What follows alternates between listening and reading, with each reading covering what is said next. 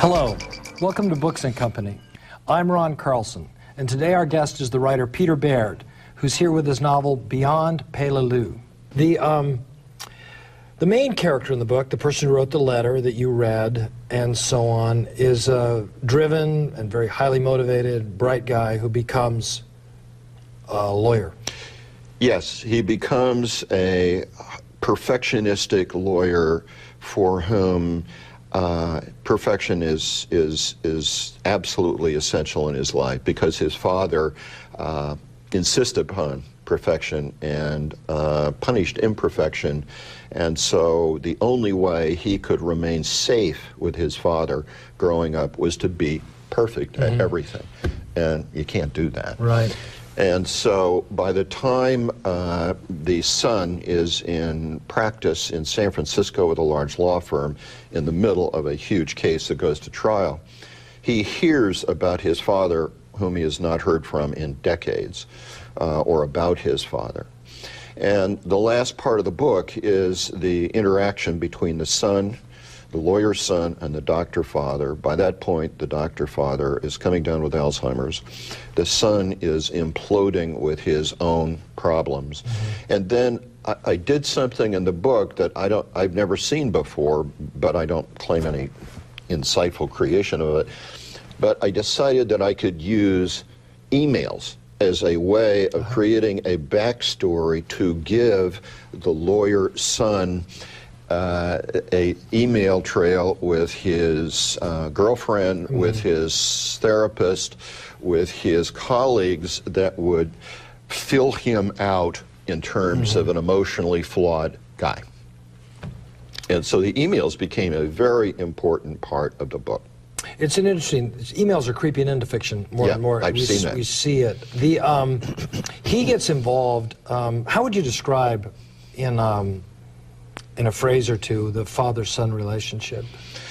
Well, I would describe the father-son relationship up until the end to have been one of great distrust by the son, resentment, even hatred, and even a death wish for the father to die because the son couldn't take it anymore, and the son couldn't take what had happened to his mother at the hands of his father.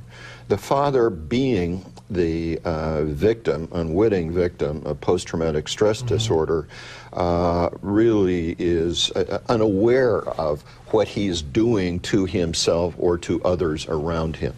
He does love his son, but that is not apparent until near the very end.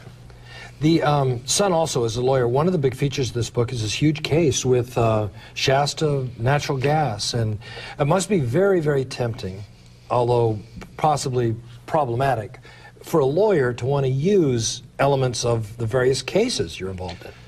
Yeah, well, it was almost irresistible, because I find that lawyers, under the pressure of trial, tend to expose inadvertently their own flaws, their own sometimes narcissism, sometimes their aggressions in ways that are very telling about what their problems are, what their background has been.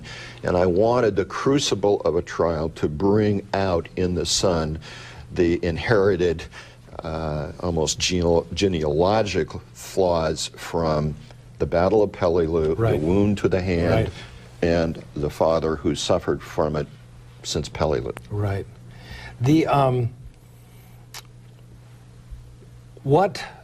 I meet a lot of lawyers at conferences where I teach and so on. There's always 5 or 6 of 12 people, writers, mid-career novelists, desiring to write a book. Here you are, you did it. You worked on this book for those years, you've written and published this book. It's full-bodied, it has these characters, it's dramatic. Let's talk about, what advice would you give to these people, these men and women?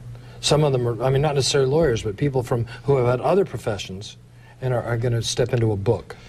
What would you not do again? Or Well, there are so many things I would not do again. I would first, I read probably 100 to 150 books about how to write. Okay. I learned about writing about sex.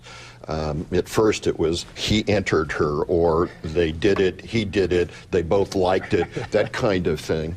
And so I found a book by a professor at Princeton by the name of Elizabeth Benedict called How to Write About Sex, because sex is not, of course, a freestanding thing. It is a deep reflection of the people, their crises and problems. Yeah. I would read every book I could find. The next thing I would do is don't sit and try to make up anything. Your imagination needs to be fed. It needs to be fed with research into the people, the scenes, the crises. Even the legal trial that I wrote about just didn't come out of. I mean, I had to do a lot of research about that in California and pipeline explosions and all of that. It's quite a drama into itself, that little case. Yes. And the two attorneys, and it's very carrying. Well, the courtroom scene was easy because it's Q&A for me, but the creation of the characters and the perjury and the collisions that go on, again, to try to bring out of the character of David McQuaid the genealogic, the psychological impact.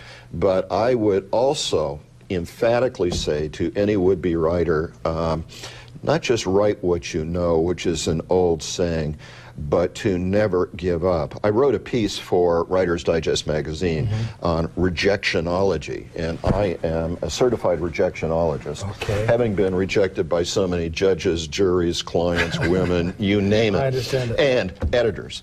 And to buy a book called Rotten Rejections, it will help every would-be writer get through the pain and the agony of rejection, because it has all of those wonderful stories about famous, accomplished writers who had their teeth kicked in by editors. Yeah, I've seen that book. Well, I'm so happy that you prevailed, and I'm so glad to have met you and had this chance to talk to you about this fascinating book. Congratulations. Well, thank you. We've been talking with Peter Baird about his novel, Beyond Peleliu. I'm Ron Carlson. This has been Books and Company. We hope you join us next time.